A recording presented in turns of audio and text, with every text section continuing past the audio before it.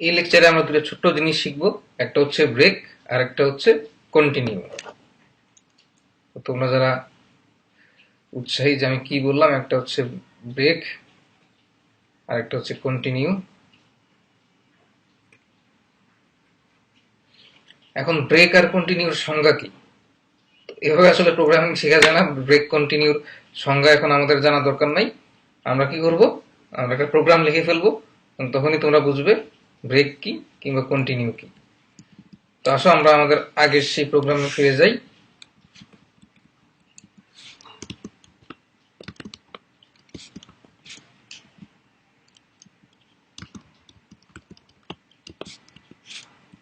এই প্রোগ্রামটা কি করে? এই প্রোগ্রামটা 1 থেকে 100 পর্যন্ত সংখ্যাগুলো প্রিন্ট করে। সেটা ঠিকঠাক আছে কিনা আমরা দেখি। সেটা 1 থেকে শুরু হয়েছে এবং 100 পর্যন্ত প্রিন্ট করেছে। এখন আমি যদি এখানে ব্রেক লিখি, এখানে ব্রেক লিখলে কি হয়, এখানে ব্রেক লিখলে কি হয় সেটা আমরা প্রোগ্রাম রান করলেই বুঝতে পারবো। এখানে ব্রেক লিখলে আমরা দেখলাম যে একের পর প্রোগ্রামটা বন্ধ হয়ে গেল। তার মানে আসলে যেই ঘটনাটা ঘটে, তুমি যখন কোন লুপের ভেতর ব্রেক লিখবে তখন সেটা সাথে সাথে লুপ থেকে বের হয়ে যাবে। তো এখানে যেহেতু n এর মান একবার প্রিন্ট হয়েছে, n এর মান 1, কারণ আমি 1 দিয়ে শুরু করেছি এবং তারপর ব্রেক হয়ে গিয়েছে, তাই আমরা আর অন্য কোনো মান দেখতে পাচ্ছি না, কারণ অন্যগুলো আর প্রিন্ট হয় না, এখান থেকেই ব্রেক হয়ে গেছে। তার মানে হচ্ছে ইমার্জেন্সি যদি তুমি লুপ থেকে বের হয়ে যেতে চাও বা লুপ থেকে জোর করে বের হয়ে যেতে চাও, তাহলে তুমি ব্রেক ব্যবহার করবে। তো এই প্রোগ্রাম যদি এমন ভাবে আমি লিখতে চাইতাম যে হ্যাঁ, আমি n এর মান 50-এর উপরে গেলে আমি ব্রেক করে ফেলবো, তাহলে if n is greater than 50, তাহলে সেকেন্ড ব্রেকেট শুরু করব এবং এখানে ব্রেক লিখে দিব। এই ব্রেকটার আর দরকার নাই। এখন দেখো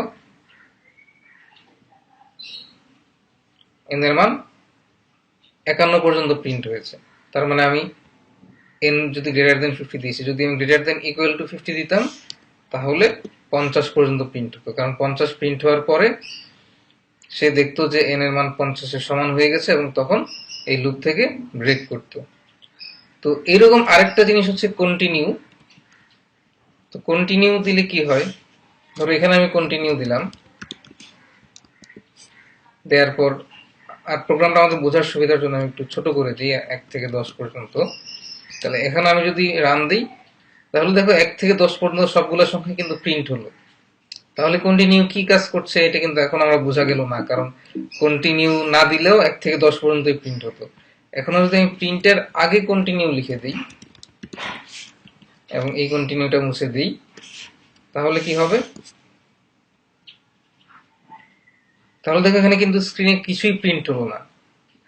এখন কন্টিনিউটা আসলে করে কি, একটা লুপের ভেতর যখনই কন্টিনিউ পায় তখন সে লুপটা পরের স্টেপে চলে যায়। মানে প্রথমে n এর মান 1, n কি লেস দেন ইকুয়াল টু 10, হ্যাঁ সত্য, তারপর কন্টিনিউ হলে সে আবার এখানে চলে যায়, n এর মান 1 বাড়ায়, তারপর এইভাবে করতে করতে যখন এটা মিথ্যা হয়ে যায় তখন সেই লুপ থেকে বের হয়ে যায়। অর্থাৎ লুপে কন্টিনিউ পেলে সে কন্টিনিউর পরের কাজগুলা যেগুলো লুপের ভেতরে আছে সেগুলা করে না।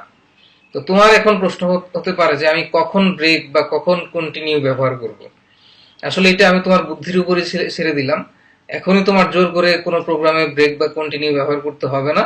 তুমি জিনিস দুইটা জেনে রাখো এবং তুমি যখন প্রবলেম সলভ করা শুরু করবে সি দিয়ে, তখন তুমি নিজেই এমন পরিস্থিতিতে পড়বে যে হ্যাঁ, এখন আমার ব্রেক ব্যবহার করা দরকার, লুপ থেকে বের হওয়া দরকার, তখন তুমি ব্রেক ব্যবহার করবে।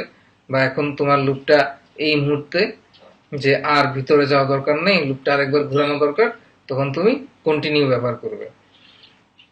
আরেকটা নতুনদের মাঝে মাঝে একটা সমস্যা, তারা মনে করে কন্টিনিউ ব্যবহার করলে মানে লুপটা সবসময় চলতে থাকবে। লুপটা আসলে কন্টিনিউ ব্যবহার করলে সবসময় চলতে থাকবে না। কন্টিনিউ ব্যবহার করলে যেটা হবে, পরের অংশের কাজগুলা হবে না, না হয়ে তার পরের সাইকেলে লুপটা চলে যাবে।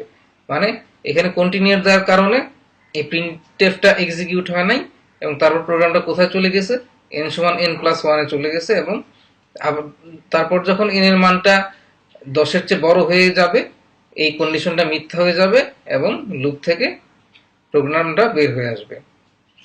তো এই হচ্ছে ব্রেক এবং কন্টিনিউ।